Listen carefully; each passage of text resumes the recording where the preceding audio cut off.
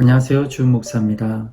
매주 목요일 신앙서적 한 권을 추천하고 함께 은혜를 나누는 한 권의 만나 109번째 시간입니다. 오늘 함께 나눌 책은 그렉 길버트 지음 복음이란 무엇인가입니다. 본서는 현대 기독교에서 점차 무시되거나 대체 혹은 폐기되어 가고 있다는 복음이란 오래된 주제를 새롭게 살펴보는 책입니다. 저자는 성경 속 복음에서부터 의로우신 하나님, 죄인인 인간, 구세주이신 그리스도 등과 복음의 능력까지 복음에 대해 체계적으로 서술하고 있습니다. 저자인 그렉 길버트는 본서를 비롯해서 성경 하나님이 펼치신 놀라운 이야기, 나는 직장에서도 크리스천입니다 등 성경 말씀과 복음을 현실에 적용하는 크리스천의 삶에 대한 저서를 내왔고 현재 루이스빌의 서드 애비뉴 침례교회 담임 목사로 섬기고 계십니다. 목차례 살펴보겠습니다. 1장 성경에서 복음 찾기, 2장 의로우신 창조주 하나님, 3장 죄인인 인간, 4장 구세주이신 예수 그리스도, 5장 반응 믿음과 회개, 6장 하나님 나라, 7장 십자가를 중심에 두기, 8장 복음의 능력. 책 속으로 들어가 보겠습니다.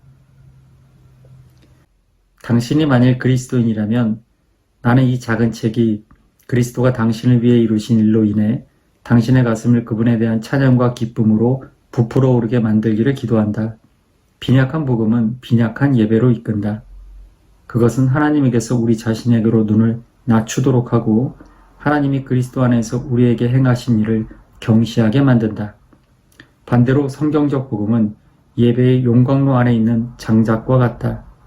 그것에 대해 이해하고 믿고 의지하면 할수록 하나님이 어떤 분이신지 그리스도 안에서 우리를 위해 어떤 일을 하셨는지에 대해 더욱 찬양하게 한다.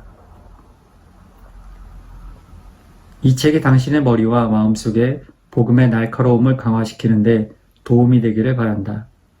복음은 완고한 메시지이며 날카롭고 단단한 진리를 가지고 세상의 사고와 중요 사안들 속으로 침입한다. 안타깝게도 그리스도인들 사이에는 복음이 세상에 좀 더 쉽게 수용될 수 있도록 그 날카로움의 일부를 약화시키려는 경향이 늘 있어 왔다.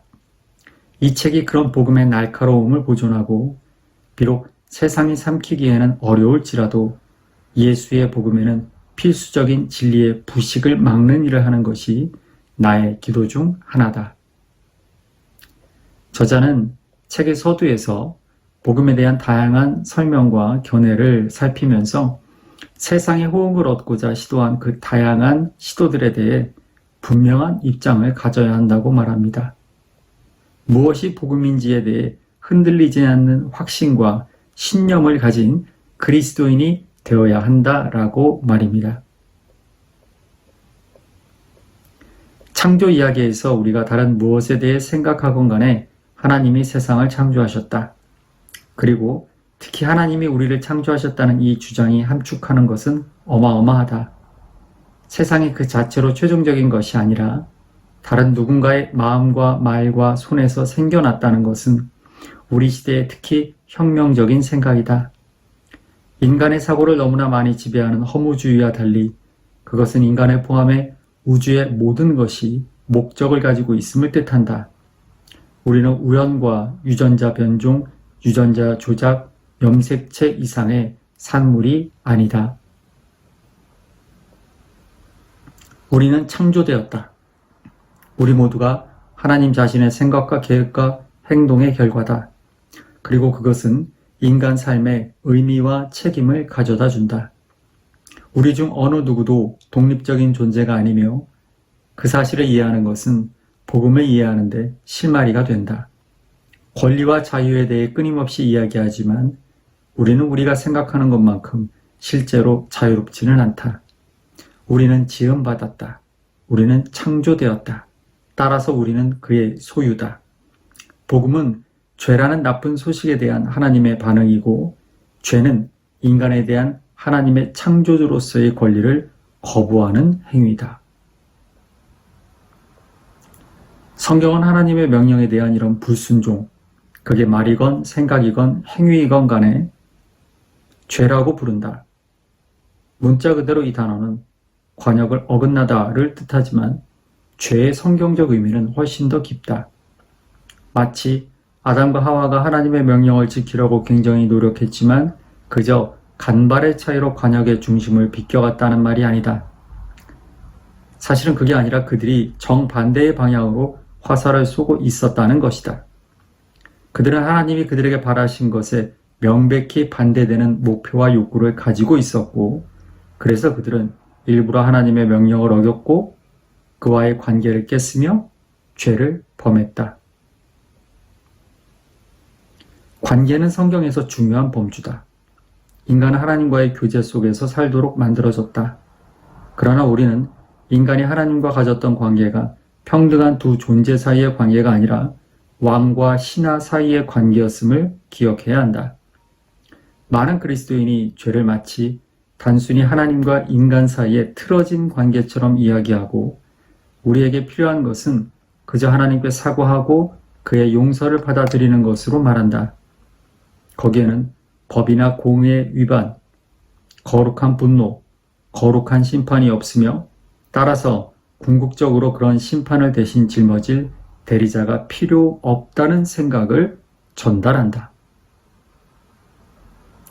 저자는 복음에 대해 알기 위해서는 먼저 하나님과 나의 관계에 대해 알아야 하고 그래야 복음의 본질을 파악할 수 있다고 말합니다.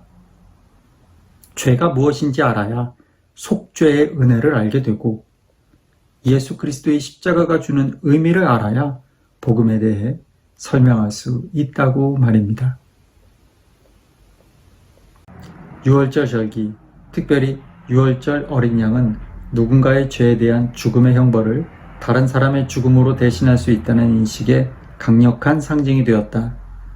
이런 대속사상은 사실 구약 성경의 희생제사 전 체계의 기초가 되었다. 해마다 속죄일에 대제사장은 지성소로 알려진 성전의 중심부로 들어가 흠없는 가축을 백성의 죄에 대한 배상으로 죽였다. 해마다 이것을 되풀이했으며 매년 백성의 죄에 대한 형벌은 어린 양의 피로 인해 유보되었다. 시간이 걸렸지만 결국 예수님을 따르던 무리는 그의 사명이 하나님의 왕국을 시작하는 것뿐 아니라 자신을 백성을 위해 대속제물로 죽음으로써 그 일을 하는 것임을 깨달았다. 예수님은 단순한 왕이 아니라는 것을 그들은 알게 되었다. 그는 고난받는 왕이었다. 예수님 자신도 처음부터 자신의 사명이 자기 백성의 죄를 위해 죽는 것임을 알고 계셨다. 그의 탄생에 대해 천사는 자기 백성을 그들의 죄에서 구원할 자라고 선언했고 누가는 예수께서 승천하시 기약이 차감해 예루살렘을 향하여 올라가기로 굳게 결심하시고 라고 우리에게 말한다. 우리가 예수님을 믿을 때 우리는 그가 자신의 완벽한 삶과 우리를 위해 형벌을 치른 십자가 죽음을 통해 하나님 앞에서 우리의 대리자로 서 주시기를 의지하는 것이다. 예수님이 우리를 구원해 주실 것을 우리가 믿을 때 우리는 예수님과 하나가 되고 놀라운 교환이 이루어진다. 우리의 모든 죄, 반역, 악함이 예수님에게로 전가되고 예수님은 그것 때문에 죽는다. 그리고 동시에 예수님의 완벽한 삶이 우리에게로 전가되고 우리는 의로운 자로 선언된다. 하나님이 우리를 보실 때 우리의 죄를 보시는 것이 아니라 예수님의 의를 보시는 것이다. 이것이 바울이 로마서 4장에서 하나님이 우리의 행위와 상관없이 우리를 의롭게 여기시고 우리의 죄가 가려진다고 기록할 때 뜻한 것이다. 하나님은 우리 자신이 의로워서 우리를 의롭다고 선언하는 것이 아니다. 하나님은 믿음으로 말미암아 우리가 그리스도의 의로운 삶으로 옷 입기 때문에 우리를 의롭다고 선언하시는 것이다. 하나님은 우리가 행한 그 어떤 것이 아니라 전적으로 예수님이 우리를 위해 행하신 것으로 인해 전적인 은혜로 우리를 구원하신다. 저자는 예수 그리스도의 십자가가 우리를 구원하셨다는 복음의 본질이 죄인에서 의인으로 칭함받는 놀라운 신분의 변화를 가져왔을 뿐만 아니라 이후 의인처럼 살아가는 거룩한 성도의 삶으로의 전환에 이른다고 말합니다. 그것은 율법 성수가 아니라 은혜에 대한 감사의 삶입니다.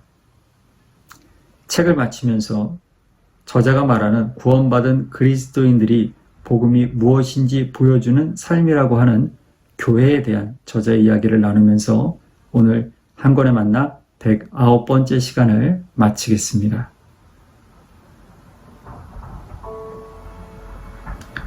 교회는 무엇보다도 하나님의 지혜와 복음의 영광을 보여주기 위해 하나님이 선택하신 장소다.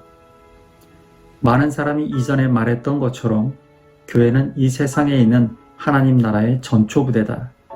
교회가 하나님 나라라고 말하는 것은 정확하지 않다. 우리가 보았듯이 하나님 나라에는 그 이상의 것이 있다. 하지만 교회가 이 시대에 드러난 하나님의 나라를 볼 수 있는 곳이라고 말하는 것은 옳다. 하나님 나라가 완성되기 전에 그것이 어떤 모습일지 보기를 원하는가? 이 시대에 구현된 그 나라의 삶을 보기 원하는가? 그렇다면 교회를 보라.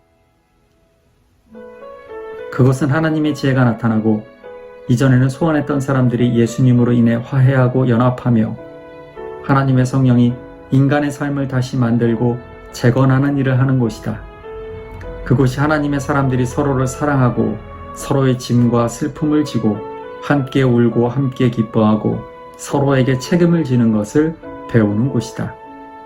물론 교회는 완벽하지 않지만 그곳은 하나님 나라의 삶이 구현되고 구원을 필사적으로 필요로 하는 세상에 하나님의 나라를 보여주는 곳이다. 평안한 저녁 되시고요. 교회에서 뵙겠습니다. 감사합니다.